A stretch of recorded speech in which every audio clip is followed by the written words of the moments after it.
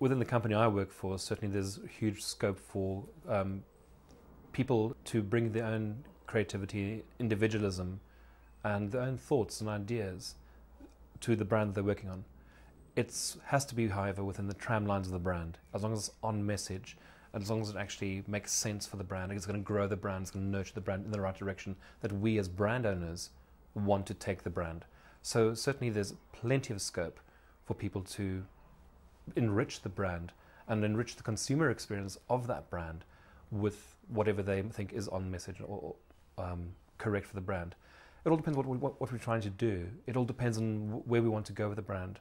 We interact hugely with consumers, with people who are people who pay our bills, people who grow the brand. In our case, it happens to be alcoholic beverages.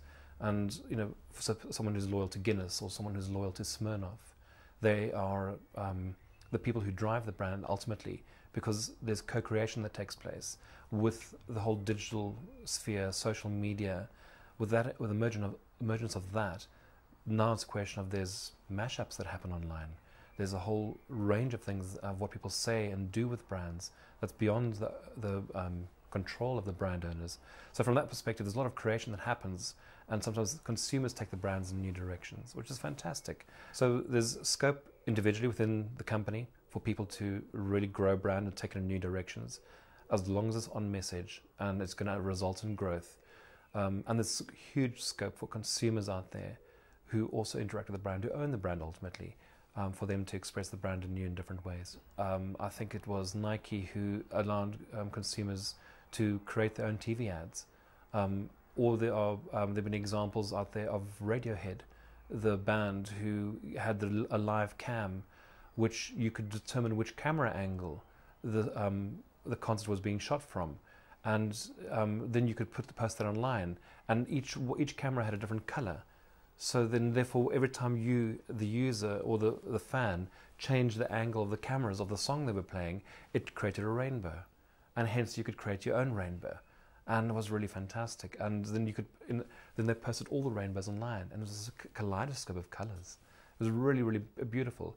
Brands sometimes are taken in different directions by what people do with it, how they express it. Jack Daniel's as a brand is an iconic brand, and sometimes, although it's very old school, it's a Tennessee whiskey. The rock stars, legions of rock stars, have used and abused Jack Daniel's, and taken it with them when they go to weddings. People have been buried with Jack Daniel's, and it's really captured the American popular culture.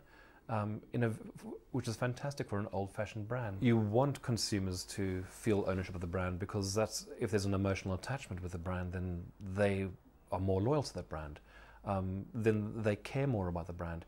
If it's just a functional brand where they want to determine the direction of the brand, and hence that emotional bond is of great value to us. We don't own that bond. We've got to nurture that bond. We've got to earn that bond. We have to have the credibility with consumers for them to actually feel that we are taking them seriously, we take their opinions aboard, and we're providing them with something that offers value to their lives. If we don't do that, they'll walk away and find someone else who does care.